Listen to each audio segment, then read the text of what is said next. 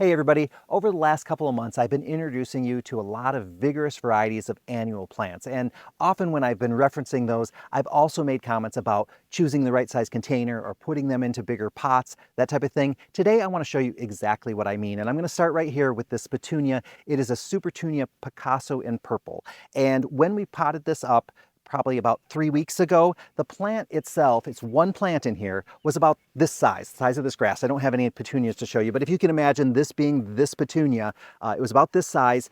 Put it in here and you can see it has just thrived since it's been transplanted. If we would have kept it in this size of pot, it would have gotten bigger and probably, started getting down to about here. But then at a certain point, it would have probably taken up all the root space down here, and it could have been starting to struggle, or it probably wouldn't get to its full potential. In this size pot, a lot bigger, and you can see it's really doing great, starting to cascade down the side, and it's only going to get better. The best thing about it is that we haven't done anything with this really. We haven't done any trimming, there's been no deadheading at all, and that often is the case if you're putting it in a larger pot. They're actually a lot less work, a lot easier to keep watered. And what we did do though, when we planted it, we did put some pellets of time-release fertilizer, and then every week it does get a dose of water-soluble fertilizer, kind of like a Miracle-Gro type of thing. And we do that with all of our annuals for the most part. We don't do it with perennials, and there's a couple of annuals that we wouldn't give too much fertilizer to, like begonias and impatiens. We kind of reduce that. We kind of skip feedings with those. But with petunias, we definitely do that. Now this one here, this is a calibrachoa, and a lot of people underestimate how big calibrachoas can get if you get a vigorous variety. So this is a special variety called the Cha-Cha. So this is Cha-Cha Red Kiss, and you can see it's really filled out. One plant in here, and when we planted it, it was, just kind of a small ball shape, and it's really filled out nice. But what's more impressive is that this plant specifically has been struggling, and that's because when we planted it, we didn't realize that this container, we forgot to take the drainage plug out of it. So when we first planted it, we usually, when things are freshly planted, we're really checking the amount of water in there really carefully, because it's easy to overwater a plant when you first plant them out.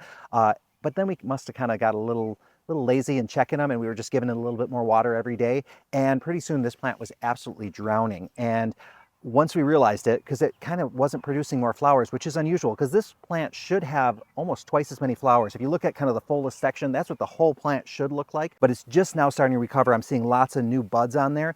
So you can see it's pretty incredible that it got to the size. What's more incredible is that it made it through this kind of really drowning type of situation. And what's interesting about like petunias and calibrachoas, when they're overwatered, they tend to start to wilt. And that wilting usually triggers in our head that it's thirsty, and giving it more water is not a good idea. It's kind of that whole saying, you don't give a drowning man a glass of water. Same thing is true for your plants. So if you see wilt on any of your plants, check the water, put your finger in there, see if it's dry, lift it up to see if it's really light. Don't just automatically start adding water, because that's what we were doing with this one. I think staff started saying wilt, so they just kept giving it more water, and it was actually going to end up killing the plant if we didn't solve that. So it's just recovering now. This was also planted probably about 3 weeks ago. So you can see it just gets up to size. There are several different varieties of vigorous calibrachoas, but there's also a lot of really small compact ones. So know which kind you're getting if you want to have results like this, where you only have to put one in a pot. Now, I have two other plants that I want to show you, and I think you're going to be even more impressed. So I'm going to clear this off and show you these other ones. So this is the Truffula Pink Gumfrina, and it was the Proven Winners Annual of the Year. It's a really nice plant, gets a really good size, but we have it here in a 2-quart, and you can see it's starting to struggle. We're getting a lot of yellow leaves, and that's simply because we're not able to keep it watered enough. So that's just the stress on the plant that we're putting. It's still doing well, it's still flowering, and if we could get this into a bigger container or plant it out in the landscape, it would be doing great. What size should this be? Let me show you. I've got some planted here. So here it is in a container. So look at the difference between what's here and what's here. And we have it planted with two scaevola, and the scaevola kind of trails down. So we just kind of put those together. But look at how full this is. It has a whole dome of flowers on it. The leaves are all nice and green.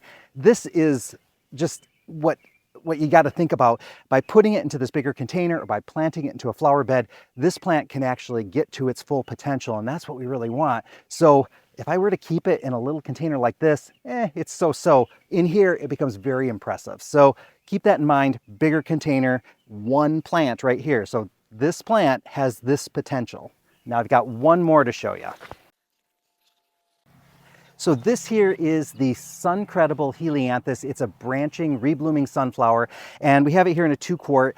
And these came in really large, and we had planted these from little plugs back in on like the first week in March. So these have been spending a lot of time in this container, and I'm just going to show you. I took a look at the roots on this.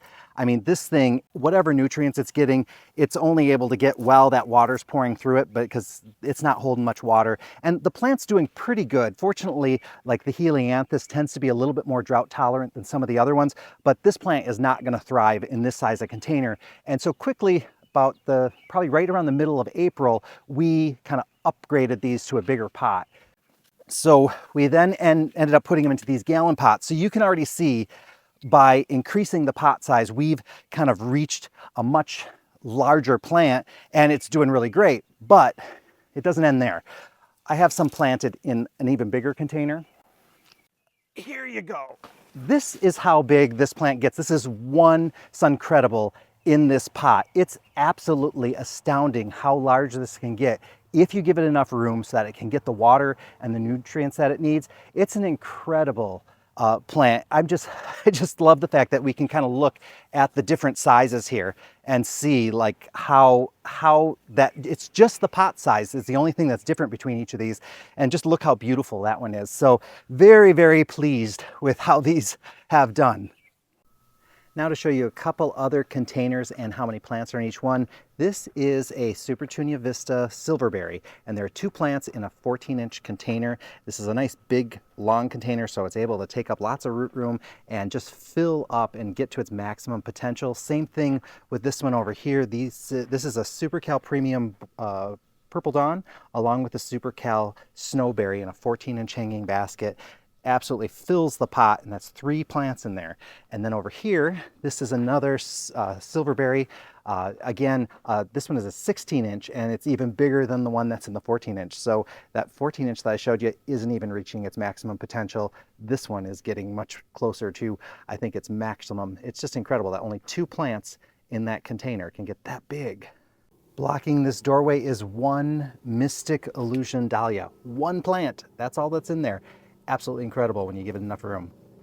So if these examples don't prove to you that pot size matters, I don't know what will convince you. I just want to make sure that you saw this. Now remember, it is about the vigorous varieties. So if you're buying a really compact type of petunia or calibrachoa or other plants, putting them in larger pots is not going to make them grow bigger. They'll get to their maximum size, and all those plants have a limit. All of these plants do. But if you're getting a larger variety, making sure that it has enough room in the root area to grow and get all the water and the nutrients it needs is going to maximize that, and you're going to basically get the biggest bang for your buck. So, hey, hope this gives you some ideas as you're planting out your annuals, or for next season, maybe go a little bigger if you want to get a little more vigor, and I think you'll be very, very pleased. So thanks for watching, everybody. I will see you next time.